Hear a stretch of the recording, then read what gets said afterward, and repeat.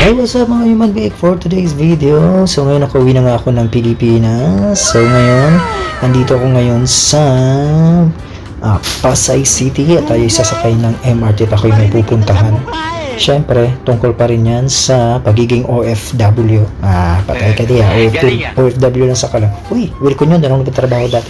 So ayun guys, check natin kung may pinagbago na nga ba at may progress na MRT. So ayan o. Meron naman, may nakita naman akong pagbabago, mas lalong humaba ang pila at lalong mainit. Di ba? So ayan, hindi ko na pinakita. At saka guys, alam niyo ba, nalito na ako sa pera ng Pilipinas. Yung coins, yung 20, may coins na iba-iba, hindi ko alam. Doble-doble na yata ang binayad ko. At lumagpas pa nga ako, di ba? So, ayun, ganun pa man. Anyhow na bangus, inihaw na baboy. Patay ka diya. So, andito na ako sa loob ng MRT station. So, nakita ko naman may mga pagbabago naman. Mas organized, pero hindi pa rin talaga maiwasan ang sobrang daming tao. So, bukod na rin yung pila ng para sa mga babae, sa lalaki, family, at sa mga PWD. So, ayan, nandito yan sa Maglalani Station. Diba? Kung makikita ninyo, ayan o. May kanya-kanya rin talaga mga designated area. So, which is maganda. Good job.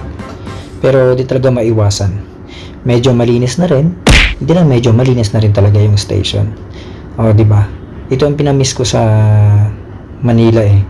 Yung dito pa ako nagtatrabaho, yung traffic. Naimiss ko yung usok.